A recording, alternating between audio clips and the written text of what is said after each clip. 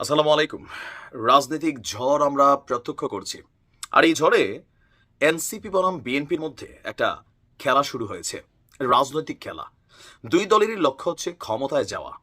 তবে Kings party হিসাবে NCP যেই সুনাম অথবা ধরেন কি বলা হয় যে বীরত্ব অর্জন করেছে, সেই বীরত্ব অর্জনের জায়গা থেকে মাঝে মাঝে এনসিপির নেতাকর্মীরা এমন এমন বক্তব্য দেন যাতে বিএনপির পুরো শরীরেই আগুন ধরে যায়। অলরেডি এনসিপির একসময়ের হিরোরা কারোর গলায় আজকে আমরা দেখছি যে আইকনিক জুতার মালা দেখছি, কাউকে ডাস্টবিন বানিয়ে ময়লা নিক্ষেপ করতে দেখছি, আবার কাউকে কুমিল্লার মাটিতে অবাঞ্ছিত ঘোষণা করা হয়েছে। আলটিমেটাম আসছে ক্ষমা চাইতে হবে। আর এবার এই খেলার মধ্যে যিনি এগিয়ে এসে পড়ে গেছেন তার নাম হচ্ছে হাসনাত আবদুল্লাহ। দর্শক, হাসনাত গত সপ্তাহে, সম্ভবত এই সপ্তাহেই আপনার কুমিল্লা গিয়েছিল।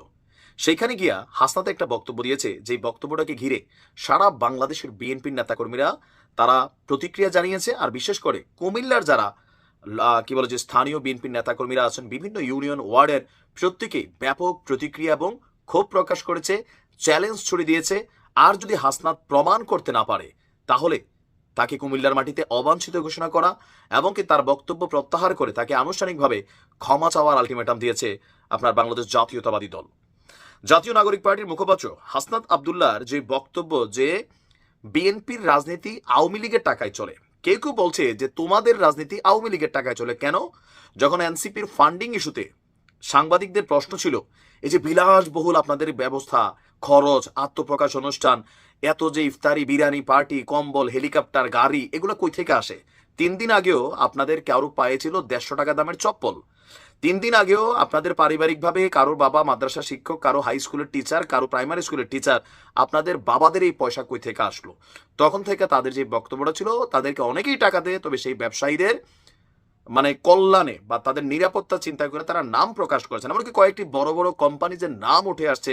তখনই সন্দেহ হয়েছে যে আপনারা নাম যখন প্রকাশ করেন না, আপনারা আওয়ামী লীগের টাকা খাইয়া আপনারা আপনাদের দল বানাচ্ছেন। এটা ছিল পাল্টা বক্তব্য বিএনপির বা যারা সমালোচক আছে এনসিপির। এখন 19 মে গতকালকে কুমিল্লা প্রেস ক্লাবে একটা সংবাদ সম্মেলন আয়োজন করেছে কুমিল্লার বিএনপির নেতারা। তারা বলছেন যে বিভাগীয় নেতারা যে হাসনাতের এই বক্তব্য হচ্ছে শিশুসুলভ, রাজনৈতিক অপরিপক্কতার বহিঃপ্রকাশ এবং মানসিক ভারসাম্যহীনতার লক্ষণ। মানে মানসিকভাবে ভারসাম্য নাই হাসনাত আবদুল্লাহর। এটা অনেকেই বলেন যে জোশে আইসা সামনে অডিয়েন্স দেখা মাঝে মাঝে এমন এমন বক্তব্য দেন, তারা ভুলাই যান যে তারা কে বা কাদের নিয়ে কথা বলছেন। সংবাদ সম্মেলনে লিখিত বক্তব্য পাঠ করেন কুমিল্লা বিএনপির সাংগঠনিক সম্পাদক সেলিম ভুইয়া। তিনি বলছেন, কুমিল্লার বিএনপি নেতাকর্মীরা আওয়ামী লীগের টাকায় রাজনীতি করে। এই ধরনের বক্তব্য শুধু মিথ্যাচার নয়, রাজনৈতিক শিষ্টাচার বহির্ভূত, দায়িত্ব জ্ঞানহীন, বিভ্রান্তিকর উক্তি, যা আমাদের ব্যথিত এবং ক্ষুব্ধ করেছে।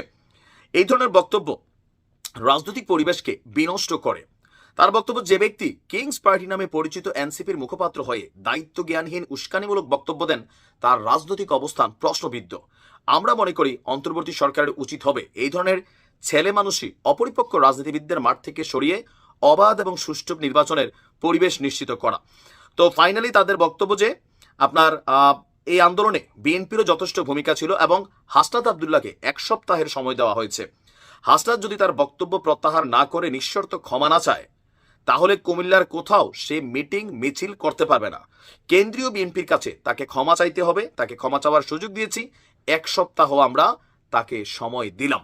এখন হাসনাতের যে ঘাটতেরা স্বভাব, মোটামুটি আমরা যতটুকু চিনি তাকে, হাসনাত ক্ষমা চাইবে কিনা অথবা বিএনপি সম্পর্কে তিনি যে অভিযোগ এনেছেন, কোথায় কোন বিএনপির নেতা কোন আওয়ামী লীগের নেতা থেকে টাকা নিয়ে দল চালাইতেছে, সেটাও তিনি স্পষ্ট কোনো প্রমাণ অথবা ডকুমেন্টারি কোনো বক্তব্য তিনি কিন্তু দেননি, অথবা তার যুক্তির সপক্ষে কোথাও তিনি উপস্থাপন করতে পারেননি।